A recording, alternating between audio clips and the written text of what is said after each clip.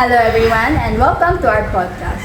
Today we are talking about a lot of students that go through, but it's not openly talked about, and it's about financial inequality in classrooms. I'm your host Grezina, and these are my guests. I'm Julio. I'm Keith. I am Hyujin Alinabon. I am Mark Anderson. In this podcast, we are going to talk about experiences of a financial struggling student and our opinions about it, and maybe provide some solutions to ease the problem. Okay, let's proceed. When we think about school, we imagine it as a place where everyone has equal opportunities to learn. Same lessons, same teachers, and same environment. But if you look really closer, you'll notice that students actually experience school the same way. Some students come in complete materials, stable internet, and enough allowance to get through the day comfortably. But others come already thinking about how they manage how they will print their assignments, how they will contribute projects, or even how they will get through the day without spending much. And this isn't just a feeling, it's backed by research. A study from RSIS International found that financial support has moderate but significant impact on students' expenses and academic experiences. That basically means money plays a vital role in how students function in school. At the same time, financial stress isn't always visible. According to Enrich, it's considered a silent threat because students often carry stress eternally, affecting their mental health, focus, and even their decision to stay in school. Additionally, from a study from ResearchGate, within the Philippines, showcase how 20% of students worldwide are financially struggling. But that didn't just from an opinion. There's raw data from research from ResearchGate where it shows statistics using an experiment in a classroom where they put in 40 students and monitored each of them daily for a week. At the end of the week, they checked these statistics and 1 out of every 3 students were financially struggling or emotionally struggling in school, which equates to about 20 or 30% of the classrooms. Now, that is just only a small part of research, but it just goes to show how financially struggling students, it goes to show how there are many financially struggling students, but they just hide it from us. Trying to keep it within themselves so that they don't burden others. Hey, okay. That's really unfortunate. Hello everyone, sorry to cut you off. And sadly, I was not able to join their podcast. However, I am here to give you a little bit more of insights or a little bit more information what they're talking about. So first things first, Grezina talked about the difference, the inequalities of the financial inequalities in classrooms. So for now, I will be talking about more. I will be giving more information about financial inequality in classrooms, specifically here in the Philippines. Well, for instance, financial inequality refers to the differences in students' economic backgrounds. In our classrooms, this can be seen in who can afford gadgets, school supplies, stable internets, or even maybe a daily allowance. While this may seem normal, research shows that these differences actually affect students' learning. For example, based on the data from the Program for International Student Assessment or PISA 2022, students from wealthier families in the Philippines scored about 36 points higher in mathematics compared to students from lower income families. This shows that financial status has already created a gap even inside the same classroom. Another study also found that the same study also conclude that the socioeconomic status explains around 5% of students' academic performance differences in the country. While that may sound small, it still shows that income plays a role in how well students perform in school. In addition to that, a study also in the Philippines shows that students from low-income backgrounds often lack access to learning materials like books, gadgets, and even a quiet place to study. This makes it harder for them to keep up with lessons compared to more privileged students. And lastly, another study supported by the World Bank also found that schools' resources, such as classrooms, teachers, and facilities, are not equally distributed, especially between rural and urban areas.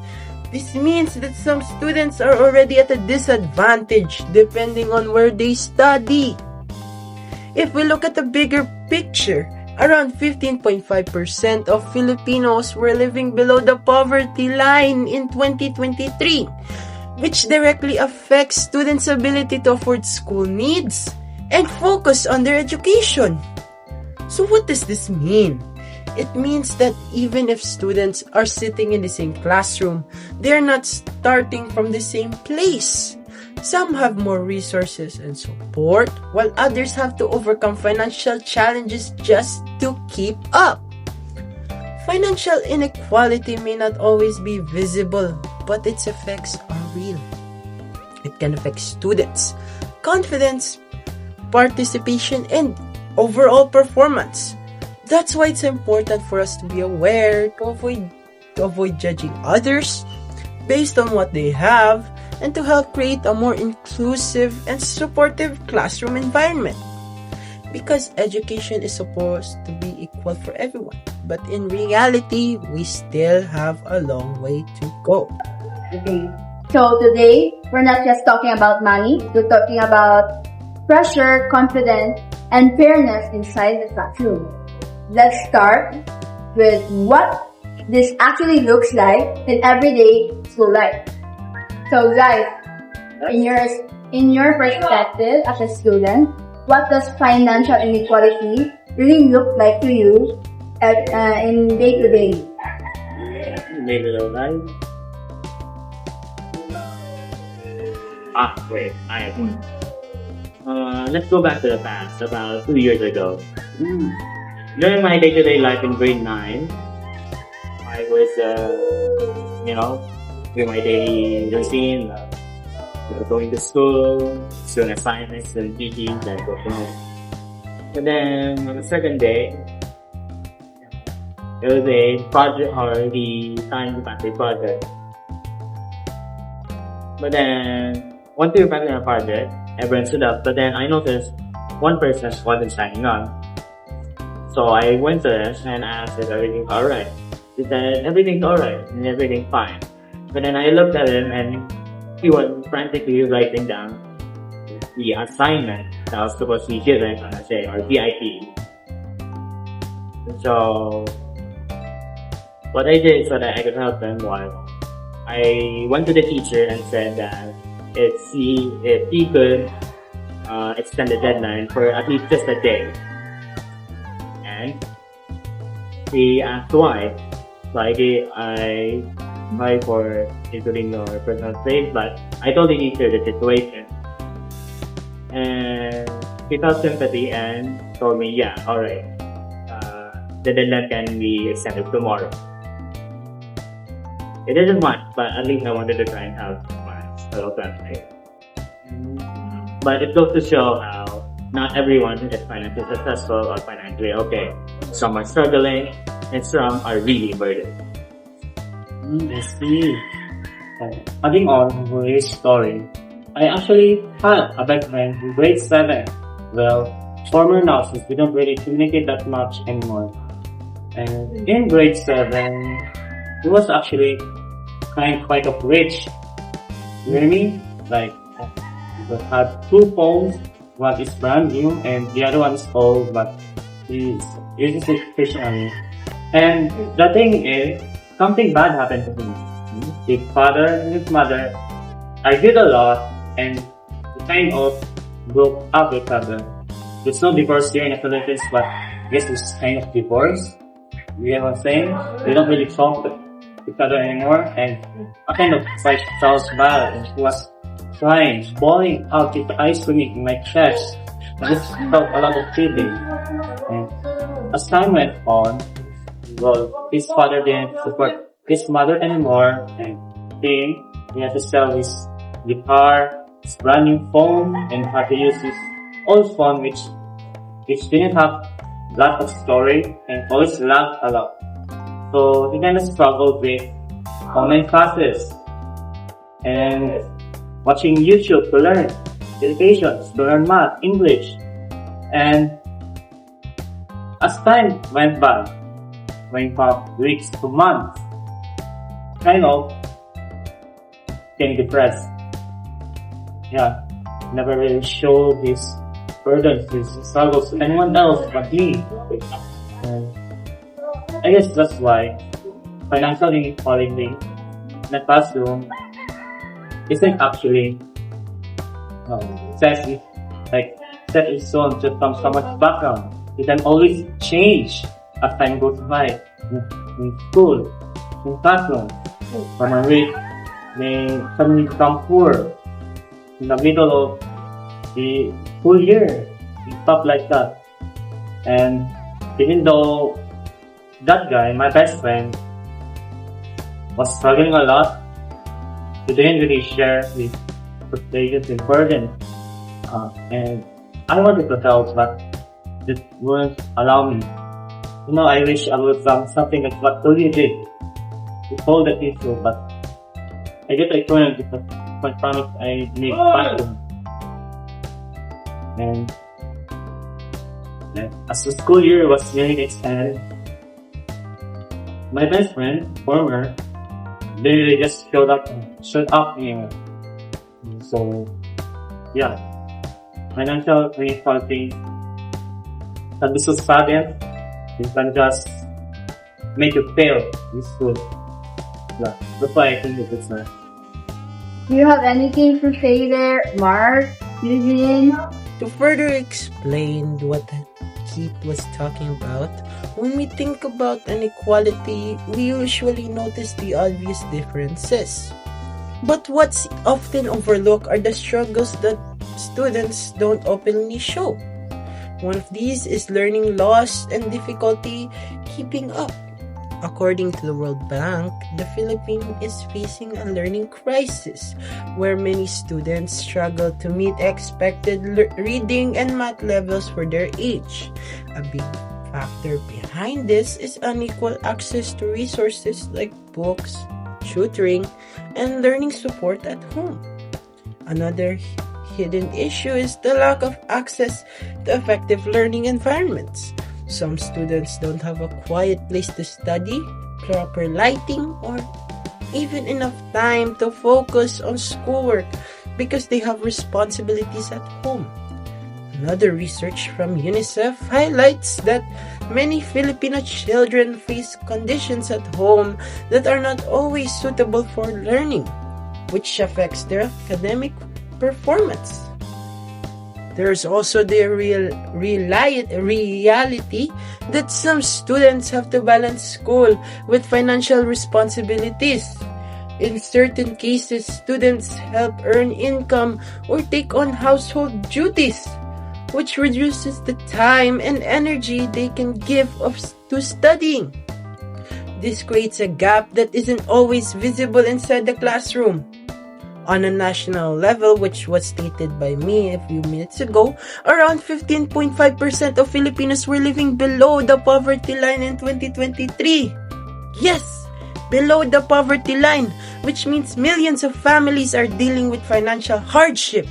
And that includes students sitting in our classrooms today. And let's be honest, they are the future. Another struggle that people don't often see is the limited access to school-related opportunities. Some students may avoid joining activities, group work, or projects that require extra expenses. Because of this, they may miss out on experience that help build confidence and skills. There's also the emotional side. Financial inequality can lead to silent pressure, stress, and even embarrassment, especially when students compare themselves to those who have more resources. These feelings can affect participation, motivation, and overall well-being. So even if students are in the same classroom, they're not expecting the same reality, they're not experiencing the same reality. Some are focusing on lessons while others are quietly dealing with challenges outside of school. These struggles are not always visible, but they are real and they matter. That's why it's important for us to be more aware and understanding instead of judging others. We should recognize that everyone has their own circumstances, because sometimes the biggest struggles in education are the ones we don't see. Well, actually, for me, Grez, financial inequality shows up in everyday situations that often go unnoticed by people. Some students skip meals or buy the cheapest one just to save money for transportation or for like school fees. Some students even share one phone or laptop with a family member, or struggling with slow or no internet, while others can easily be updated with assignments, can pass PITs, or even have an online, even can join an online class.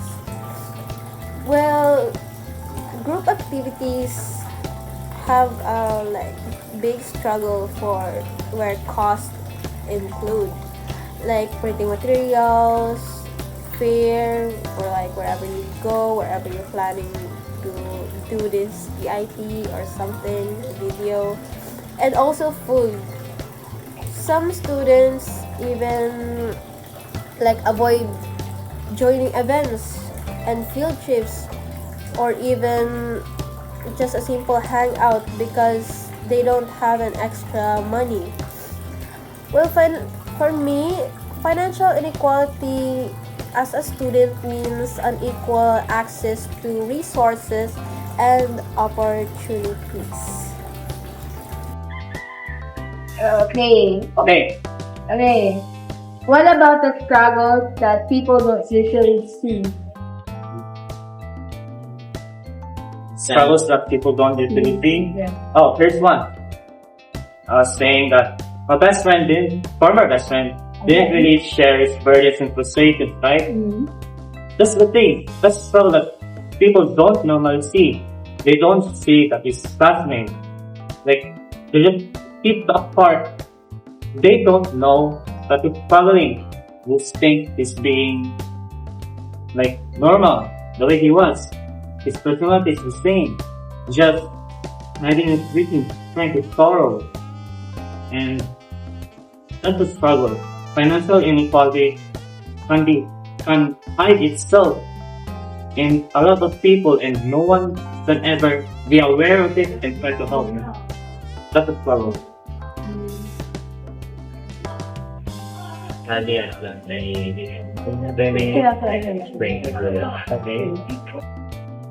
Okay, let's talk about how this does emotionally. Financial struggles can really affect students. How they feel about themselves. Yeah. Imagine having to think before spending, or feeling like you can't keep up with others. Yeah. It really affects their confidence. According to Enrich, financial stress can lead to anxiety, emotional exhaustion, and even disconnection from school. We often focus on grades or performance, but we don't always talk about how financial struggles affects how students feel about themselves. Imagine being in a classroom where you constantly have to think twice before spending, whether it's for projects, food, or even daily necessities. Over time, that pressure builds up. It doesn't just affect your situation, it affects your confidence. According to Enrich, which was stated by Grezina earlier, financial stress can lead to anxiety, emotional exhaustion, and even disconnection from school. And many Filipino students experience this quietly. Wow. Looking at the national data, a report from DepEd highlighted that many students face barriers such as lack of resources and financial constraints, which affect not only their learning but also their engagement in school activities. There is also evidences from the Philippine Institute for Development Studies showing that students from low-income families are more likely to experience educational disadvantage, which includes lower participation and increased stress related to school demands. Another important factor is their mental health. The Department of Health reported that mental health concerns among Filipino youth are rising, and financial stress is one of the contributing factors that can increase anxiety and emotional pressure among students. Students should not be stressed just because of their money when it comes to education, because that should be provided. In addition, students from UNICEF Philippines emphasizes that children who experience economic hardship are more likely to face emotional distress and lower self-esteem, especially when they feel different from their peers. There's also something we don't always see: silent comparison. I've been talking about that over and over again.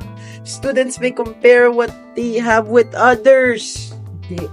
This guy has this. No, this guy has this.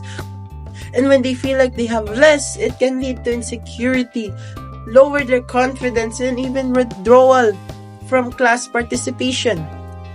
And the hardest part is that these struggles are often visible. As I've stated earlier, students don't always say anything. They just carry the pressure while they're trying to keep up. So when we talk about financial inequality, it's not just about the money, it's also how it affects students emotionally. Because a student who feels anxious, pressured, or even left out will find it harder to fully engage, participate, and succeed in school. So, emotionally, disconnection from school.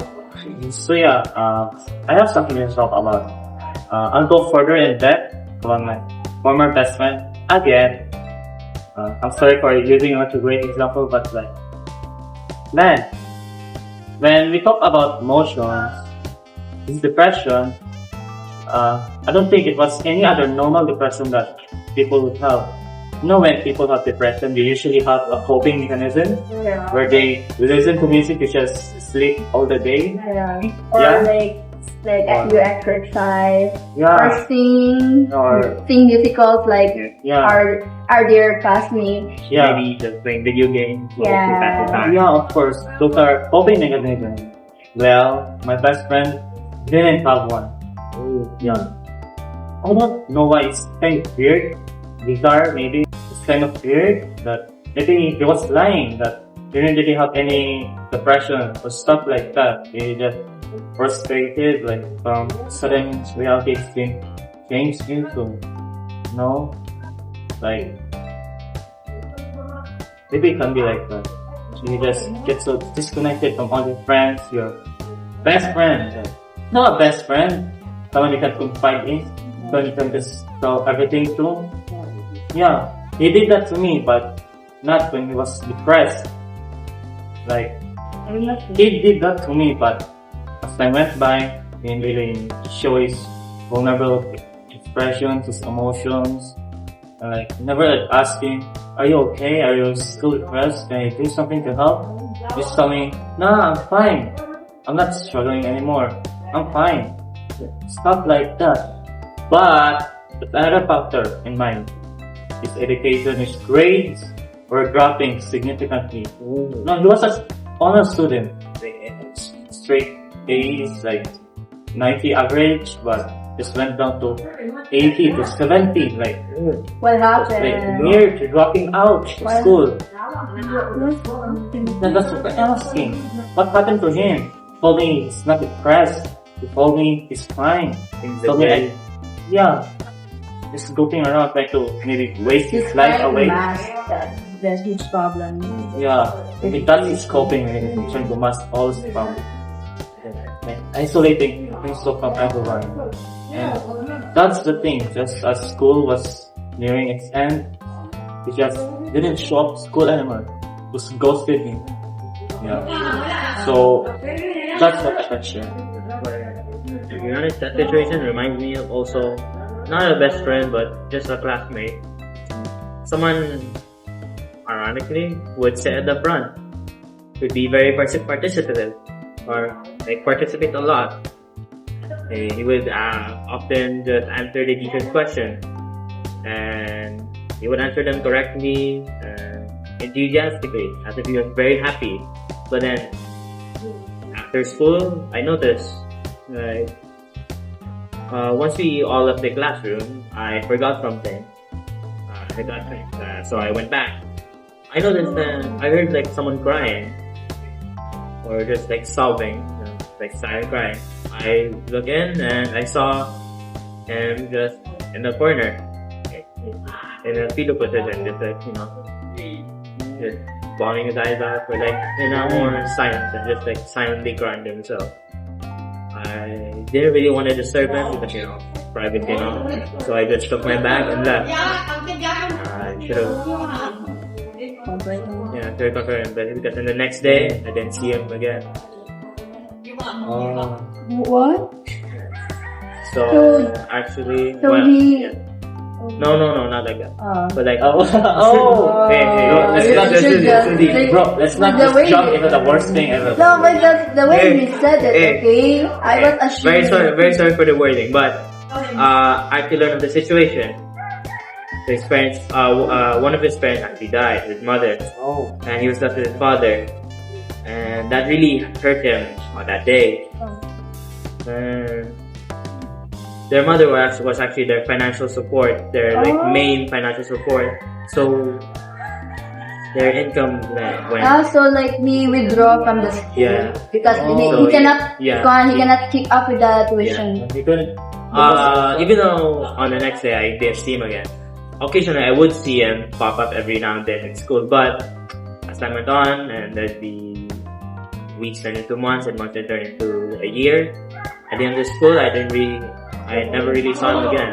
And I heard that he actually dropped out because he couldn't keep up financially anymore, and also the emotional turmoil that the death took a toll on him. Well, from my experience as a student, financial struggles really affect how we feel about ourselves. Like thinking twice before spending, skipping printed requirements, or avoiding activities with extra costs. These small decisions creates pressure and can affect confidence, especially when you feel that you can keep up with others. Studies also shows that financial stress can lead to anxiety, emotional exhaustion, and lower engagement at school. So it's not just about money. It affects how students think, feel, and participate in learning every day. So, yeah. Now let's make it real. Share some situation that the financially struggling students may face in the future. Well, for me, or my own perspective, the biggest challenge is having to choose between studying and helping the family to earn money. This can also lead to delayed education or missed opportunities even when they are capable of it. So, yeah. And these situations are more common than you think. Guys, you have like a solution that could change their status, like financial status. In school? Yes. In school. I don't have any. Oh, I have one. Oh, what is it? This is more of a general thing, but a way we can have struggling students or students that struggle financially is by lowering prices. What do you mean by prices? Sorry, I generalized it. Specifically canteen prices or food prices. Okay. Because a student's budget is mostly allocated for their mostly for their lunch or food. Right. Their budget is mostly for food, right? Yeah. And little of it is For just transportation, for extracurricular activities like PID projects and as such. As a way to at least soften the burden or lower the burden of those students, we can at least lower the prices of food to at least a more reasonable price so that they still have enough budget for their other financial needs. You know, that's actually a good idea. Well, it can be reduced by improving access to education and support for low-income students. Well, it includes providing scholarships, free or low-cost materials, meals, transportation, and internet access so that financial struggles do not prevent students from learning. Okay. So, what is one change you want to see? One change I want to see. Well, a change that I want to see is that students, people, themselves, persons, won't really go depressed anymore. Like what happened to my best friend. They had to drop out of school. Maybe a change that I want to see is people like him being able to attend school without worrying about his lack of financial support. He could properly focus in school, make friends, and not really match this depression anymore. But I know it's idealistic, but I just want to believe in that hope for change that will happen for future generations to come. Okay. No, those are good comments. But Yeah. I'd like to add on to that. I'd like to add on to it that what I want to see in the world, even if it's just a small margin, in that students no longer suffer or are unequal or unequal. I want to see where everyone is equally financial and equally happy with or content with their lives. For me, I want to see a world where financial problems don't stop students from getting a good education. Every student should have equal access to school learning resources and basic needs. Financial inequality is real. It affects every student every single day. Yeah. But it doesn't have to stay this way. Yeah, of course. Because schools should not depend on how much you have. You should but on how much. You're willing to get. No, but on how much. You're willing to learn. No, Bro. but how much you're given the chance to learn. Yeah. We all play a role in creating a classroom that is more understanding, more inclusive, and more fair. And maybe the change doesn't start big. Maybe it starts with awareness, with empathy, and with how we treat the people around us. Because at the end of the day, every student deserves the same opportunity to grow, to learn, and to succeed. So here's one thing I want you to remember. Education should open doors, not reveal who can afford to walk through them. As what we say, educators are the future of our country. That's all for our podcast, guys. I'm Grezina, your host. I'm Keith. I'm Julio. I'm Hyujin, and we are Group IMIL signing out. Yo! Nice.